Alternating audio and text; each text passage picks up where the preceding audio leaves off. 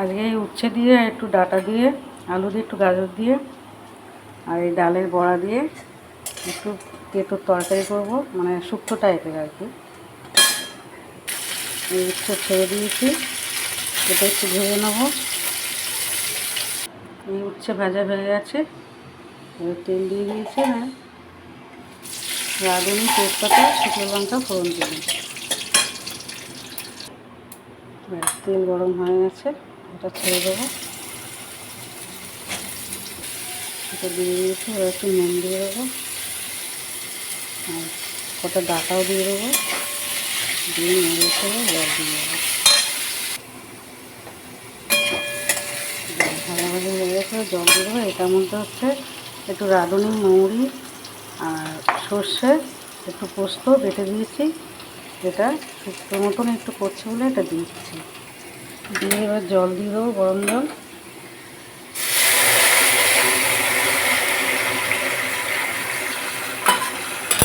ঢাকা দিয়ে এটা ঢেলে দেবো।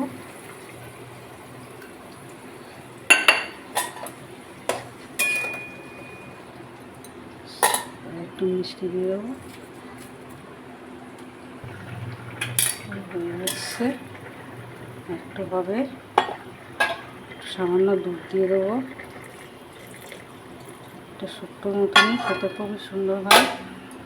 জানি শুক্তো তো অনেক কিছু দেয়, কাঁচকলা, রাঙা আলু, পেঁপে, কিন্তু এটা ঘরের মতন সবসময় তো থাকে না।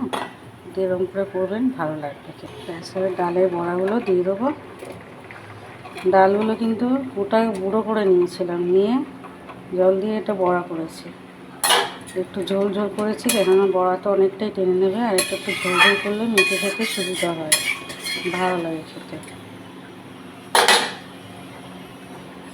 পরে উচ্ছেটা দিয়ে দেবো। এবারে উচ্ছেটা দিয়ে দেবো।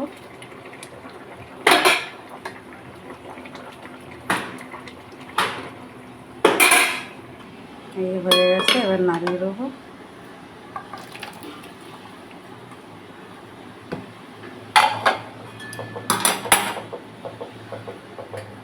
হয়ে গেছে, এবার একটু ঘি দিয়ে দেবো।